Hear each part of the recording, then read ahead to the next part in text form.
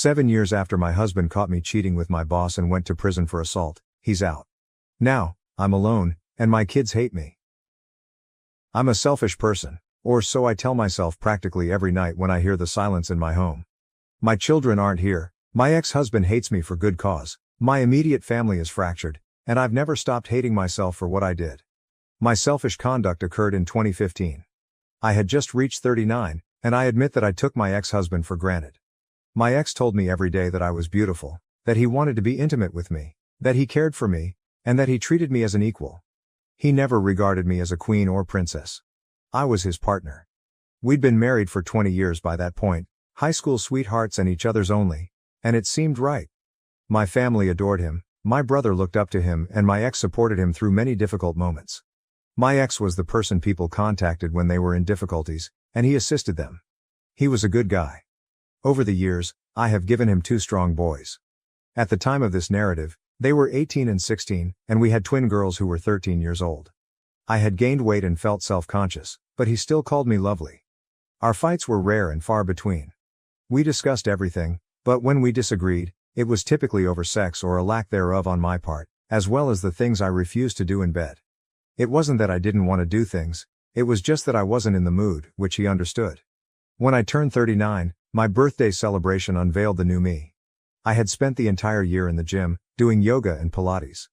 My efforts helped me lose 180 pounds and reach 135, which was an incredible transformation for me. I had always been a plump girl, so having a tight fit figure was a new sensation for me. My ex-husband also went to the gym with me, albeit not as frequently, but he dropped from 260 pounds to 225 and began to shape his physique. My ex-husband could not keep his hands off of me, but I was still not in the mood. He certainly made an effort. We attended dinners, danced, and went for regular walks. He always helped around the house, and I could see in his eyes how much he adored and lusted after me. After 20 years together, he still gazed at me with passion. I believe any woman would desire that, but I wasn't in the mood. At the time, I assumed I was going through early menopause because we only had sex 2, maybe 3 times a month and I was a one and done, but he desired more. No matter how hard he tried, I just wasn't into it. He suggested couple counseling, but I refused. So my selfishness comes into play. A new manager began working in my office a few days after my birthday. He was significantly younger and more attractive, and for some reason, he was interested in me. Initially, I ignored him. Then it switched from ignoring to casual chatting. He flirted, so I showed him my ring. However, after 2 months of relentless flirtation, I reciprocated, which led to me telling him about my life and finding myself thinking about him more and more. This was an emotional affair, as I now realize, but I was high at the time. My ex-husband suspected something was wrong with me. We had a furious dispute over it, which I feel I began. He moved to kiss me and I subconsciously produced a horrified expression. It wasn't directed at my ex. I was thinking about another man as my husband leaned in, and I was dissatisfied with the whole situation. At least that is what I tell myself. A week later, I asked the new boss to meet me in a cafe so we could discuss. I was about to beg him to leave me alone and that I couldn't do this, but he kissed me first, and my thoughts went blank. That marked the beginning of our 6-month affair. During that period, I did things with this man that my ex-husband had long desired. I was more enthusiastic, willing, and usually in the mood. I think it was because it was something new. During this time, my ex and I continued to have sex, albeit less regularly. I started pushing him away, nitpicking his minor habits and even criticizing him. I'm ashamed of how I handled him at the time. I only understood what I was doing when my brother came to visit and informed me that my ex had confided in him. My ex was despondent and contemplating divorce, claiming that he no longer loved me and that he was beginning to lose interest in me. That brought me out of it. So I immediately called it off, quit my job, and promised myself that I would make my husband feel loved and cherished. I was going to change this. If possible, I would be a better wife. My AP, affair partner, arrived at my residence with a package of office supplies from my desk, which I had ordered to be shipped. We spoke. He wanted to know what he had done wrong, and I told him I needed to work on my marriage.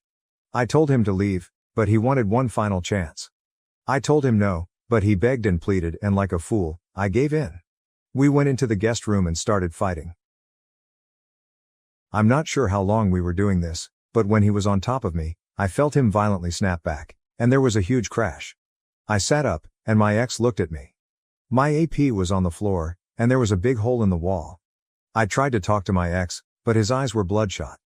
His lips trembled as tears streamed down his cheeks. I could tell he was in a lot of agony, and I felt disgusted. I witnessed my AP stand up and try to leave. My ex looked at him, and my AP told him that if he knew what was best for him, he'd back off. So my ex assaulted him. I yelled and cried for my ex to stop. Desperate, I jumped on his back, causing me to be slammed to the ground. Everything became blurry for a time. Sentences sounded muffled, but when I awoke, my ex had my AP by his side and was on the phone. All I could do was stare at my AP's injured face and the blood and teeth on the floor next to him. There was a loud bang on the door, and I saw my ex put the phone on speaker, carefully set it on the floor, drop to his knees, and place his hands on the back of his head. The door opened and the police entered and handcuffed him. Paramedics came shortly later. I quickly found that he had phoned 911 himself. At the hospital, everything went terribly wrong. My father didn't say anything to me, he just stared at me with shame. My brother was yelling at me, looking upset and questioning how I could have done that to my ex. My mother was comforting me, telling me everything will be fine, which prompted my father to yell at her. His family was infuriated. His sisters threatened me, and his parents seemed to wish to put me to an early grave. I approached my children, but they refused to speak with me. My sons wouldn't even look at me. My AP was severely damaged and required reconstructive surgery on his face. My ex had nearly crushed it. At the hospital, a woman entered my room and immediately attacked me. My brother grabbed her away from me and it turned out she was my AP's wife. I didn't realize he was married. He never wore a ring and never said anything. It made me feel even worse. Prior to the trial, my boys stayed with their grandparents on my husband's side, while my girls refused to speak with me. My ex did not want to see me either. I attempted to visit him at the county jail, but was forbidden. My brother made sure my ex went to the correctional facility where he worked so he could monitor him. When I requested my brother to deliver a message for me, he told me to go to hell. During the trial, I saw my ex for the first time in months. He gazed at me with rage, and it hurt more than I could have imagined. He had always looked at me with love, even while we were fighting. He always looked at me with love, but throughout the trial, it was hatred. I had to excuse myself for crying in the restroom. As the days passed, I was compelled to recount my affair in full for everyone to hear. When I informed them how long it had lasted, my ex looked devastated, and my father stood up and exited the courtroom. During my ex's testimony, I discovered that he had returned home to surprise me with lunch and a weekend trip for 2 to the Catskills. He had planned a romantic retreat, but as we walked in, he responded. He claimed that when the AP told him to step aside, he snapped and pummeled him, stopping only after he flung me off his back. He instantly called 911, and we heard the recording in court. Hearing the misery in his voice and sobbing as he did everything the operator told him to do was heartbreaking. The AP couldn't speak verbally and was extremely drugged, so they utilized photographs of him, which made me sick because I was to blame for everything. My ex broke his eye socket, cheekbones and jaw. They claimed there were bone fragments that were too small to piece together. My ex was charged with a third-degree felony and sentenced to 7 years in prison, causing my kids to yell and protest, as well as my girls and his family to let out a howl that still haunts me today. The first 3 months were terrible. My AP's soon-to-be ex-wife sued me for affection-based alienation. My ex has filed for divorce. My eldest son has moved out. My other kid remained in his room, and my twins were rebelling fiercely. My ex-sisters-in-law attacked me in the middle of Price Chopper. When I tried to apologize to his mother, she spat in my face. My father and brother refused to speak with me. Eventually, I needed to locate a new job. There was no money coming in, and I nearly depleted my funds, but I was essentially blacklisted in my sector. It was negative publicity for the accounting firm, so I started working in retail and became a seasonal H&R Block adjuster during the tax season. I almost lost my house. My ex refused to let me visit him, and each letter I sent was returned. Crying in the shower became practically a daily habit. My parents almost split up because my mother was continually defending me. My brother refused to accept me, and my pals, whom I'd known since elementary school, were divided. I soon began to have ideas of terminating things, of packing my goods and going. The guilt was so heavy. I eventually saw a therapist, who admonished me for being too familiar with my ex.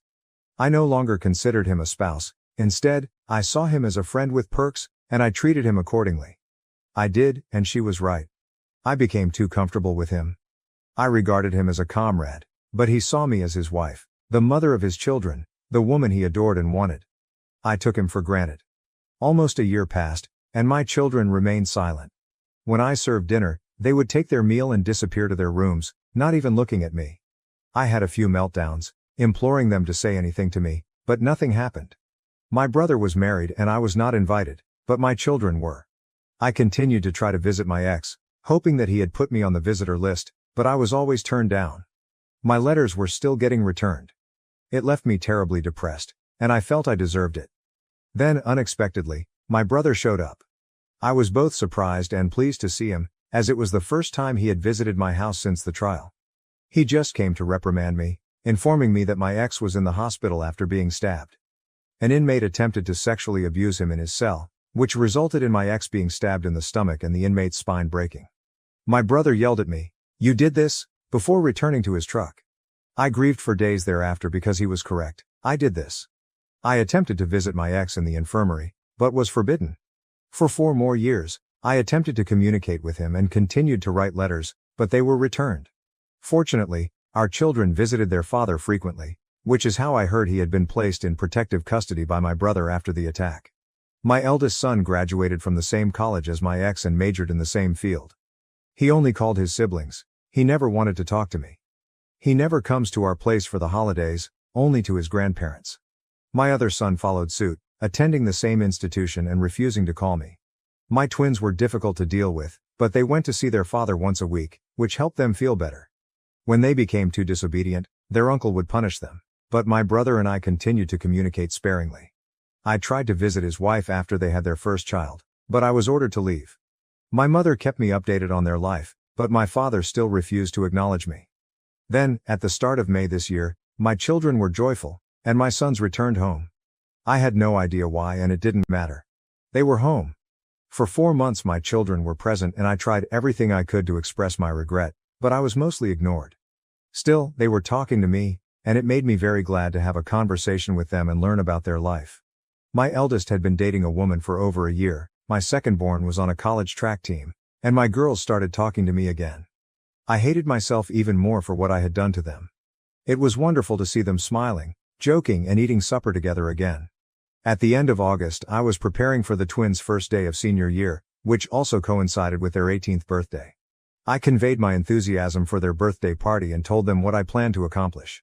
My girls immediately asked if we could reschedule. This confused me because I believed we were improving.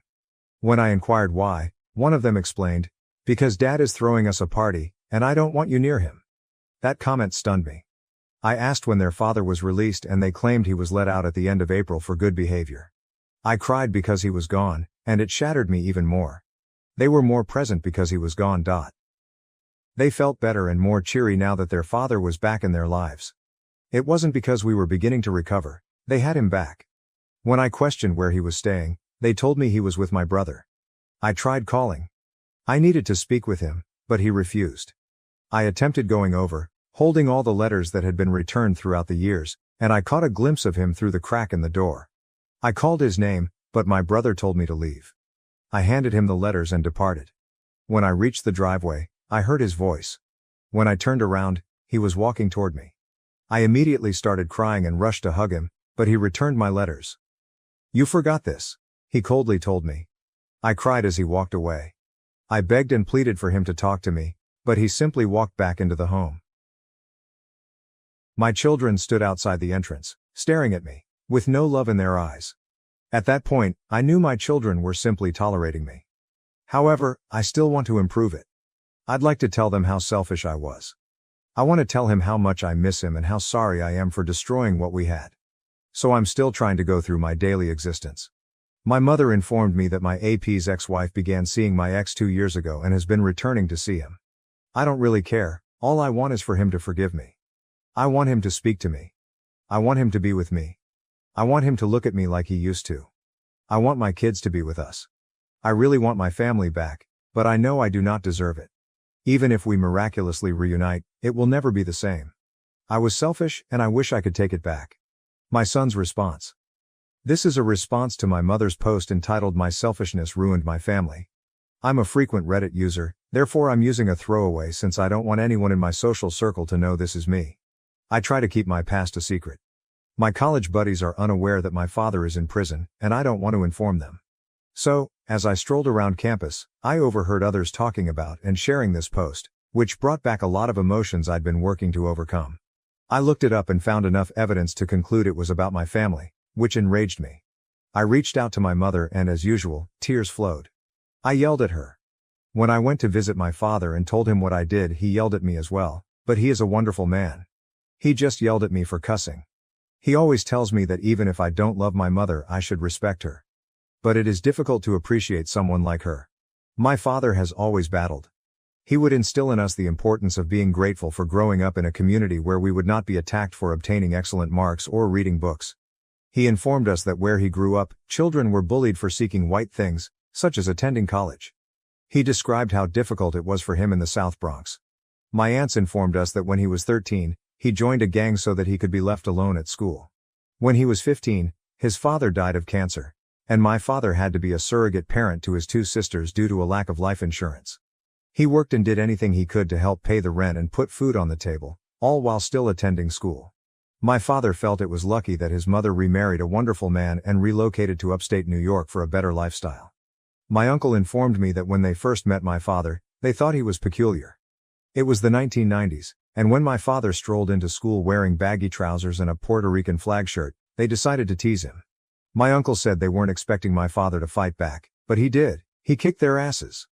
Instead of walking away, my father helped him up and offered if he wanted to skip school, share a 40 and talk things over.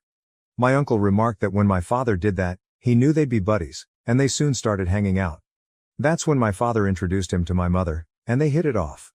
They attended the same college and got married by the end of their first year. Growing up, my parents were always in a romantic relationship. They were always holding hands and kissing, which was quite humiliating. Even at the beginning of my senior year, when everything went wrong, my father treated my mother as if she were a teenager. He loved and appreciated her. I can honestly tell that he never put her on a pedestal. He would lecture me that a woman will not respect a man who puts her on a pedestal. When I questioned why, he responded, "Because she'll always be looking down on you." My father informed me that both his father and stepfather shared the same philosophy. Treat your wife as an equal. She is your greatest friend and confidant, just as you are hers. My father had his idiosyncrasies. He was a large guy who was always joking, 5'11", 260 pounds, and despite his weight, he was highly active. I used to enjoy it when he sang to my mother. We all did.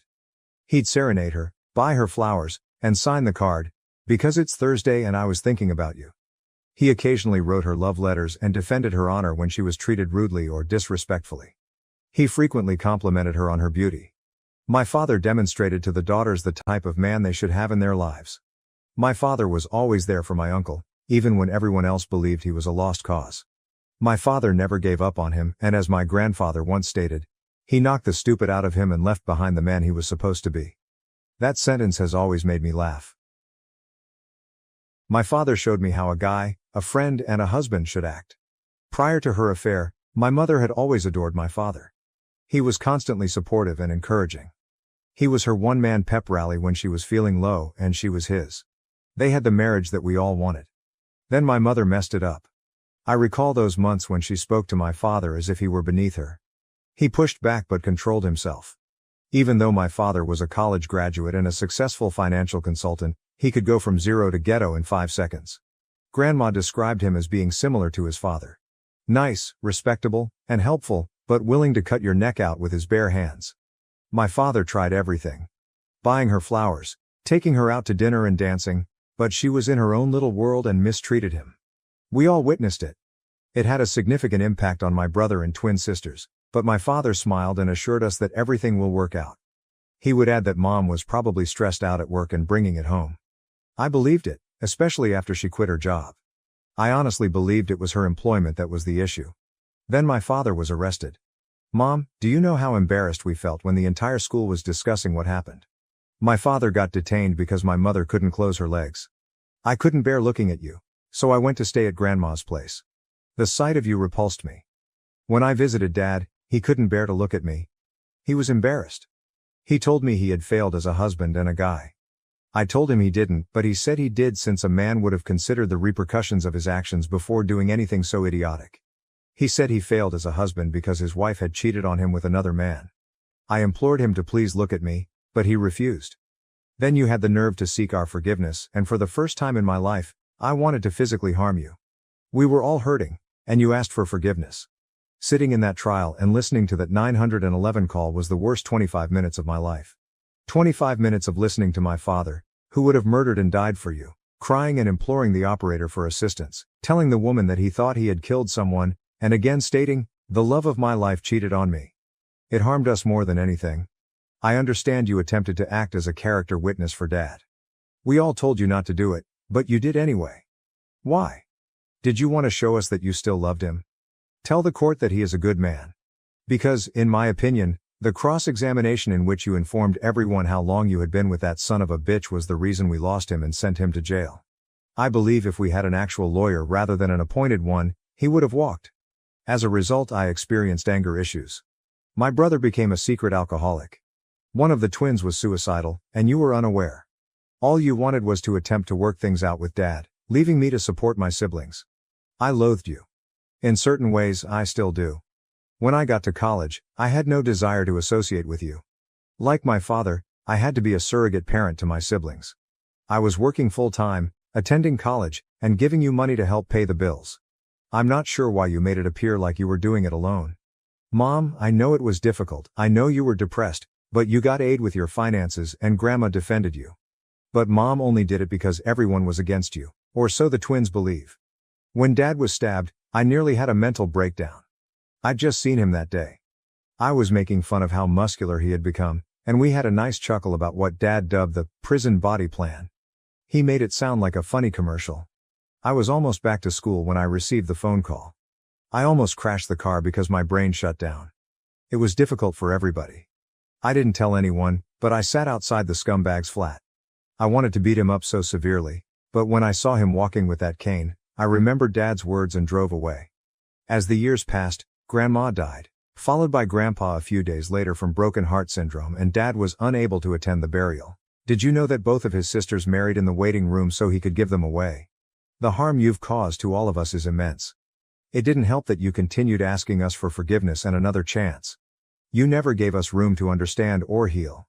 You just kept asking, and all I saw was your desire to make yourself feel better. You did not give a damn. You did not try. You merely gave us room and pretended that we were expected to act normally again. Yes, you tried later, but not when it was most crucial. When Dad came out, he told us to start talking to you.